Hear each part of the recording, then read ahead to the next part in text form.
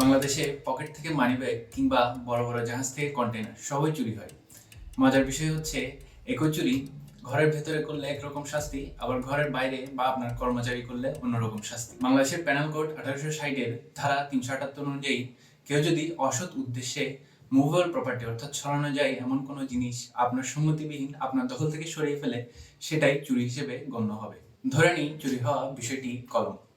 আপনি যে কোনো কিছু ভাবতে পারেন। এখন স্কুল, কলেজ, ইউনিভার্সিটি বা অফিস থেকে কলম চুরি কি শাস্তি হতে পারে? হ্যাঁ, ধারা 379 অনুযায়ী এই চুরির শাস্তি 3 বছর পর্যন্ত জেল বা জরিমানা অথবা উভয়ই হতে পারে। দেখবেন, বন্ধুকে আবার মামলা দিয়েন না, একটি কলমই তো। তবে তাকে মেনশন দিয়ে সাবধান করে দিতে পারেন।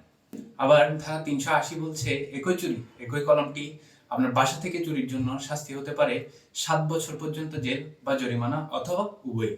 ইন্টারেস্টিং বিষয় হচ্ছে আপনার ঘরের বা অফিসের কর্মচারী যদি একই চুরি করে, সেক্ষেত্রে তারও শাস্তি 7 বছর পর্যন্ত জেল বা জরিমানা অথবা দুটোই হতে পারে।